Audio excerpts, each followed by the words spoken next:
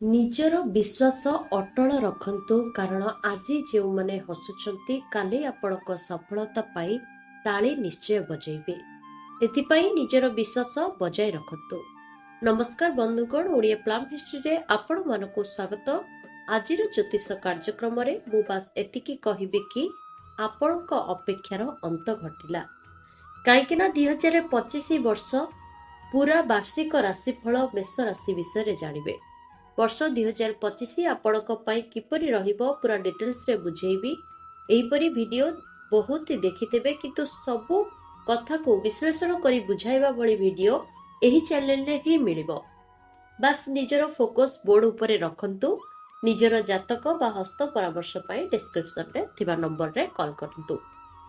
ବର୍ଷ ଆରମ୍ଭରୁ ଶନି 7.5 କିଛି ଏହି କଥା ଶୁଣିକି ହୁଏତ ଡରି ଯାଇପାରନ୍ତି। 30 ବର୍ଷ ପରେ ଏପରି ହେଉଛି ଯେ ଶନି ପରିବର୍ତ୍ତନ କରିବେ, ରାହୁ ଏବଂ କେତୁ ମଧ୍ୟ ସ୍ଥାନ ପରିବର୍ତ୍ତନ କରିବେ। ଏହା ସହିତ ଦେବଗୁରୁ ବୃହସ୍ପତି ମଧ୍ୟ ସ୍ଥାନ ପରିବର୍ତ୍ତନ କରିବ। ଷ୍ଟାର୍ଟିଂ ଜାନୁଆରୀରେ ଆପଣଙ୍କର ଦେଖିପାରୁଥିବେ ଏଠି ମଙ୍ଗଳ ହେଉଛନ୍ତି 4th ହାଉସରେ, 2nd ହାଉସରେ ଦେବଗୁରୁ ଏବଂ 6th ହାଉସରେ କେତୁ, 8th ହାଉସରେ ବୁଧ, 9th ହାଉସରେ ରବି, 11th ହାଉସରେ ଶୁକ୍ର ଏବଂ 12th ହାଉସରେ ରାହୁ। ଏହିପରି ଭାବରେ କିଛି ସ୍ଥିତି ରହିଛି। ସବୁଠାରୁ ମହତ୍ୱପୂର୍ଣ୍ଣ ବିଷୟ, ଦେବଗୁରୁ ଆପଣଙ୍କୁ କ'ଣ ଫଳ ପ୍ରଦାନ କରିବେ। ଦେଖନ୍ତୁ, ଦେବଗୁରୁ ହେଉଛନ୍ତି ଆପଣଙ୍କର 9th ଲର୍ଡ, ଯିଏକି ଏବେ ଆପଣଙ୍କର 2nd ହାଉସରେ ଅଛନ୍ତି ଏବଂ 15 ମେ ପରେ 3rd ହାଉସକୁ ଆସିବେ। ଧୀରେ ଧୀରେ ଦେବଗୁରୁଙ୍କର ପରିବର୍ତ୍ତନ ହେବ 3rd ହାଉସକୁ ଏବଂ ଦେଖିବେ ଏଇ 15 ମେ ପୂର୍ବରୁ ଆପଣଙ୍କର କମ୍ୟୁନିକେସନ୍ସ ବହୁତ ହି ଭଲ ରହିବ। ପରିବାର ମଧ୍ୟରେ ଖୁସିର ମାହୋଲ ରହିବ। ଯଦି ଫ୍ୟାମିଲି ପ୍ଲାନିଂ କରୁଛନ୍ତି ତ ନିଶ୍ଚୟ ସକ୍ସେସ୍ ହେବ। ଗୁରୁ ଆପଣଙ୍କୁ ବର ଦେଇପାରନ୍ତି। ଗୁରୁଙ୍କର 2nd ହାଉସରେ ରହିବା ଧନ ସମ୍ପତ୍ତିରେ ବୃଦ୍ଧି କରାଇବା ସହ ମାନ ସମ୍ମାନ ମଧ୍ୟ ବୃଦ୍ଧି ହେବ। ନିଜର ମଧ୍ୟ ଗୋଟିଏ ଅଲଗା ଲେବୁଲର ମ୍ୟାଚୁରିଟି ମଧ୍ୟ ରହିବ। ଯଦି ଗୁରୁଙ୍କର ପରିବର୍ତ୍ତନ 15 ମେ ପରେ ହୁଏ, ଏହା ମଧ୍ୟ ଆପଣଙ୍କ ପାଇଁ ବେଟର ରହିବ। ଦେଖନ୍ତୁ, ଗୁରୁ ଯେତେବେଳେ ଆପଣଙ୍କର 2nd ହାଉସରେ ରହୁଛନ୍ତି ଆପଣଙ୍କୁ ବେଟର ରେଜଲ୍ଟ ଦଉଛନ୍ତି, ତ 3rd ହାଉସରେ ମଧ୍ୟ ଆସିଲେ ଆପଣଙ୍କୁ ବେଟର ରେଜଲ୍ଟ ଦେବେ। ସେଥିରେ କିଛି ଗୁରୁଙ୍କ ପକ୍ଷରୁ କିଛି ଖରାପ ଦୃଷ୍ଟି ରହିବ ନାହିଁ। ତ ଆପଣଙ୍କର ଗୁରୁ ଯେତେବେଳେ 3rd ହାଉସକୁ ଆସିବେ, ତାଙ୍କ ଲକ୍ଷ୍ୟ ରହିବ ଆପଣଙ୍କର ପାର୍ଟନର ହାଉସକୁ, ଅର୍ଥାତ୍ 7th ହାଉସ, ଯୋଉ ହାଉସରେ ଆପଣଙ୍କର ବିବାହ ଜୀବନ କଥା ରହିଛି। ତ 15 ମେ ମାସ ପରେ ମେଷ ରାଶିର ବିବାହ ସମ୍ଭାବନା ବଢିଯିବ। ପାର୍ଟନରସିପ ବିଜନେସ ପାଇଁ ମଧ୍ୟ ସମୟ ସାଥ ଦେବ।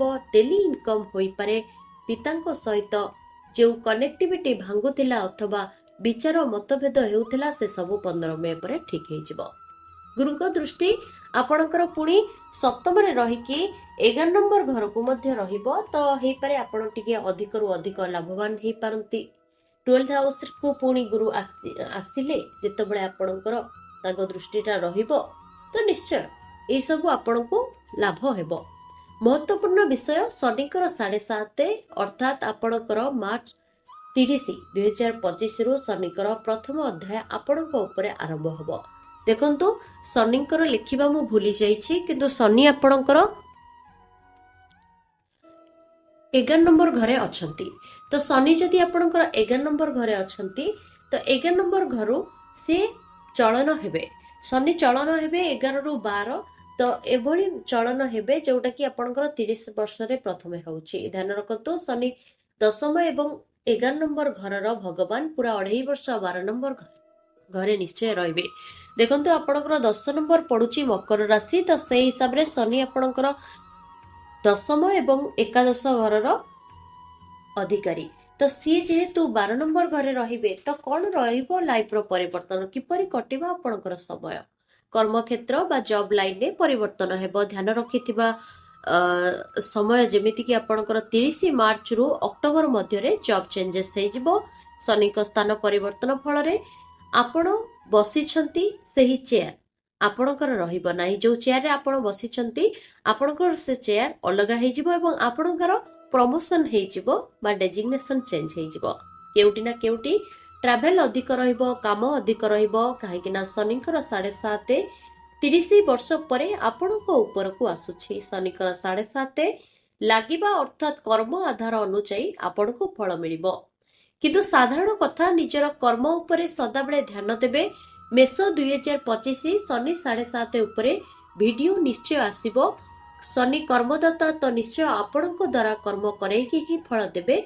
ଏଥିପ୍ରତି ବେଶୀ ଚିନ୍ତା କରନ୍ତୁ ନାହିଁ କି ବେଶୀ ବିବ୍ରତ ବି ହୁଅନ୍ତି ନାହିଁ କ'ଣ ହେବ କ'ଣ ନାହିଁ। ମେଷ ରାଶି ହେଉଛନ୍ତି ସେଇଭଳି ବ୍ୟକ୍ତି ଯିଏକି କିଛି କରୁନାହାନ୍ତି, ଅଳସୁଆ ବିଶେଷ ଭାବରେ। ଏଣୁ ତାଙ୍କ ପାଇଁ ଶନି 7.5 ବହୁତ ଭଲରେ ରହିବ। ତ 7.5 ଆପଣଙ୍କୁ ଟ୍ରାଭେଲିଂର କଷ୍ଟ ଉଠାଇବାକୁ ପଡିବ। ରାହୁ ଏବଂ କେତୁଙ୍କର ଫଳ ଯଦି କଥା କହିବି, ଆପଣଙ୍କର ରାହୁ 6 ହାଉସରେ ଏବଂ କେତୁ ଆପଣଙ୍କର 12 ନମ୍ବର ଘରେ ଅଛନ୍ତି। ତ ଆପଣ ଶତ୍ରୁଙ୍କ ଠାରୁ ଦୂରେଇ ରହିବେ ଏବଂ ଶତ୍ରୁକୁ ମାତ ଦେବେ। ସଦାବେଳେ ବିଦ୍ୟାର୍ଥୀ ମାନଙ୍କର ମନ ଯଦି ଭ୍ରମିତ ହେଉଛି ଟିକେ ଚିନ୍ତା କରିବାର କଥା, କିନ୍ତୁ ମାର୍ଚ୍ଚ ପରେ ସେଟା ଠିକ ହେଇଯିବ। ମାର୍ଚ୍ଚ ମାସ ପରେ ଶତ୍ରୁ ମାତ ଦେବା ପରେ ପରେ ମଧ୍ୟ ଆପଣ କ୍ଷମତା ପ୍ରାପ୍ତି କରିବେ। ଯେଉଁମାନଙ୍କର ଜବ୍ ନଥିଲା ଜବ୍ କ୍ଷେତ୍ରରେ ଜବ୍ ହେବାର ସମ୍ଭାବନା ରହିବ। ହାୟର ଏଜୁକେସନ ପାଇଁ କଠିନ ସମୟ ରହିବ ଆପଣଙ୍କ ପାଇଁ, କିନ୍ତୁ ମାର୍ଚ୍ଚ ମାସ ପରେ ହାୟର ଏଜୁକେସନ ପାଇଁ ବହୁତ ଭଲ ରହିଛି। ଯେଉଁମାନଙ୍କୁ ଆମ ଭିଡିଓ ପସନ୍ଦ ଆସିଛି ଲାଇକ୍, ସେୟାର ଏବଂ ସବସ୍କ୍ରାଇବ କରିଦିଅନ୍ତୁ। ଧନ୍ୟବାଦ।